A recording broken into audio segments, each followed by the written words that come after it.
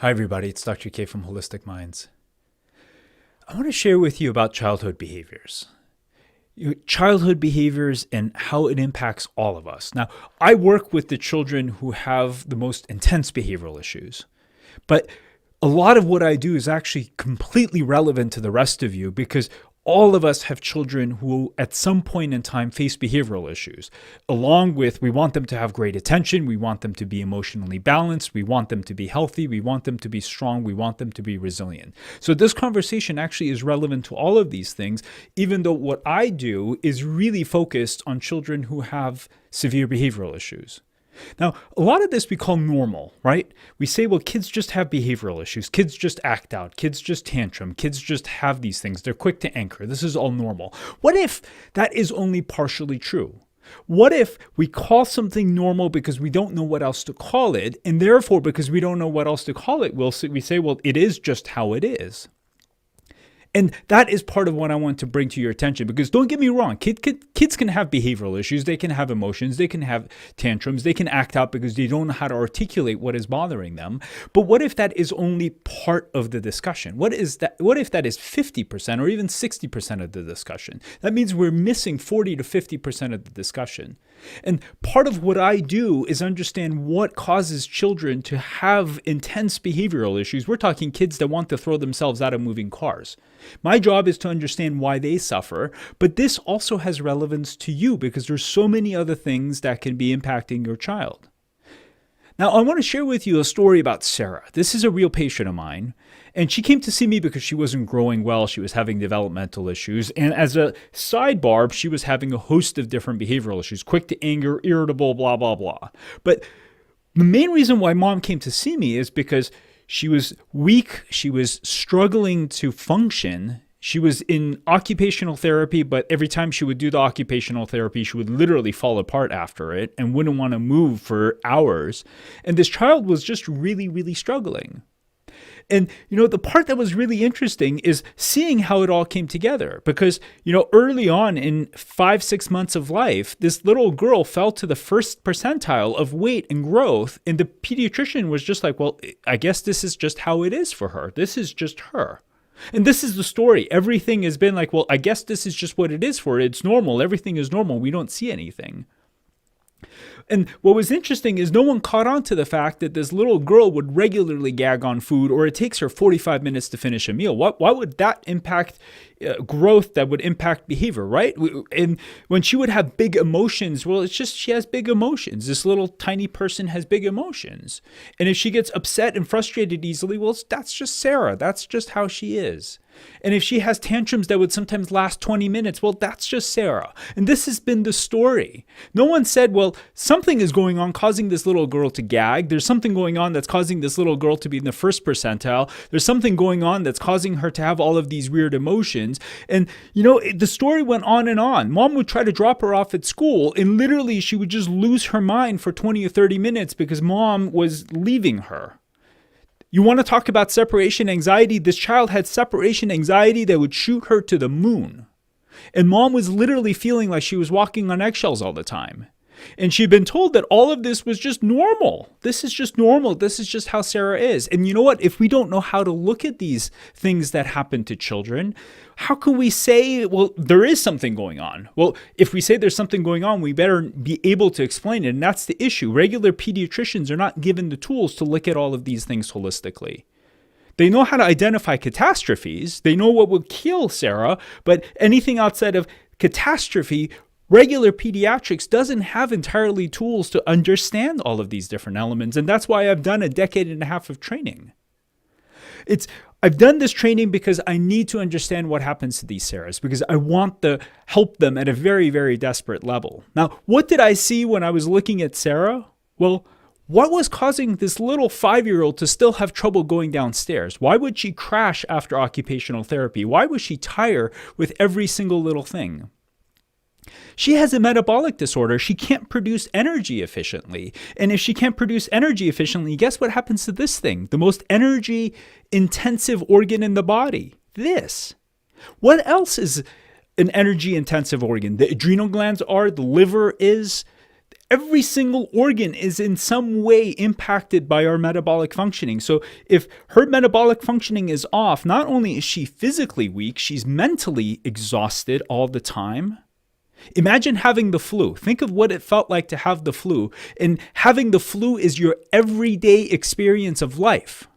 We don't think about this. 40% of the kids that I check have elevated ammonia. Do you know what elevated ammonia does to your experience of life? You might as well just get run over by a car. It makes you feel like hell. If every day of your life you feel like you have a mild case of the flu, would you be happy? Would you be focused? Would you feel great? No. Why would we expect these children to be any different? Now, Sarah is an extreme because I want to share this example with you because everyone called everything normal, and it wasn't normal. She also had the thyroid problem. She also had an adrenal problem. This poor little thing lacked the strength to eat.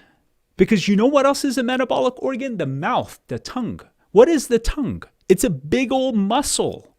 What moves the mouth? Muscles. We would never imagine that this little girl's physical body was somehow impacting her ability to eat. If her muscles are weak, if she tires and gets exhausted easily with any physical action, guess what chewing is? I didn't even think that supplementing her metabolically would have anything to do with her feeding. I've seen it before, but I was hell-bent convinced that this little girl had a tongue tie. I was like, she has a tongue tie. You need to go see this person. You need to go see the CNT. I was like, you need to go. Mom waited a little while. Thank God. She gave this little girl a combination of vitamins that had CoQ10 carnitine, and it was designed by one of the smartest metabolic people in the entire world, as far as I'm concerned. Like, he's created the perfect supplement, and I have no affiliation with them. I get no kickbacks from them. I'm just talking about what I've seen in clinical life. And this guy is actually coming and doing an interview with me because I want to pick his brain for you so you can see his genius. He has literally created the perfect metabolic support. I gave her that and a little bit of extra CoQ10, and 3 weeks later, this little girl is eating. She's eating perfectly fine. She's no longer gagging. It doesn't take her 45 minutes to finish a simple meal. She's actually consuming calories in a normal way, and she's never been able to do that before. Yes, of course, if you can't eat, you won't grow. But no one thought of putting that together. If she's calorically deficient, if she's nutrient deficient, why would I supplement her until her nutrition came up? And what was interesting is the thyroid and adrenal glands were also off. And it's not uncommon for these kids when every single organ system shuts down, the adrenals and thyroid also go haywire. The separation anxiety, the tantrums, the big emotions were actually all hormonal issues because she was so deficient at every level that these two organs also went haywire. And when I added some adrenal and thyroid support, guess what? Those emotions went away. Now, you may think like, this is crazy, this is magic, this is bogus. And you know what? For some of you that want to have those thoughts, you're totally welcome to have them. This is the reality that we see for these kids that we work with, and it's entirely possible, and this is not outside of anyone's reach. What I did for her was not rocket science. I mean, it seems like rocket science. I got very lucky with Sarah. She had far fewer issues than most of the other kids I work with. Most other kids have 5, 6 different things going on simultaneously. They have a tongue tie, they have a sensory issue, they have a metabolic issue, they've got the thyroid, they've got like 6 different things, and we have to work through solving each thing to finally allow them to function. Sarah was a blessing. With her metabolic support, adrenal support, thyroid support, she was flourishing. She's putting on weight, she's starting to grow, her emotions are balanced, she's happy. She's thriving. And had we not had this discussion, had this mom not come out to find me, it would have just been like, well, Sarah's normal. She would have grown up into the adult that's meek, that's tired, that had no quality of life, that was constantly getting overwhelmed. Oh, well, she's just anxious. What does that mean? When you really, really think about it, what is the meaning of these words that we give to people? Depressed. What does that mean? Why are they depressed? That is what we should be asking. Why does that child tantrum? Why is there such an astronomical rise in autism? Whereas maybe a percentage of those kids are actually kids like Sarah that are just struggling at such a profound level that, no kidding, who would want to connect with others when you feel like you're getting run over every day? If every day of your life was the experience of the flu, would you be connected? Chances are you would look autistic too. We need to start looking at this in a different way and start understanding why the Sarahs of the world are suffering and take actions to help them, because we can.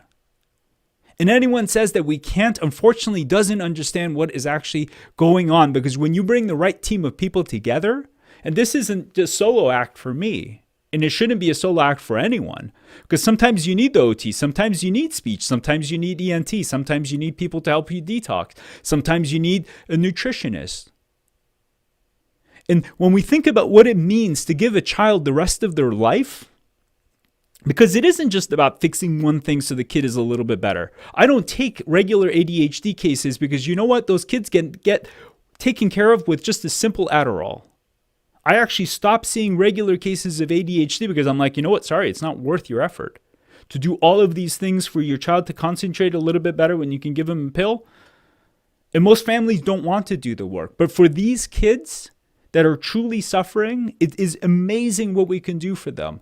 And you need to pay attention, even if your child is not having any issues, because there's so much you can learn about how to improve your child's focus, your child's concentration, memory, clarity, mood, health. Because ultimately, all of this is about health. And understanding the human being at a fully holistic level to then understand what are their elements that are causing them to be unhealthy, ultimately impacting this. And that is what I want to share with you.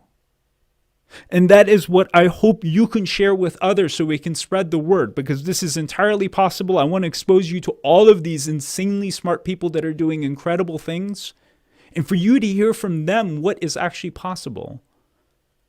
Thank you so much for listening. It's Dr. K from Holistic Minds.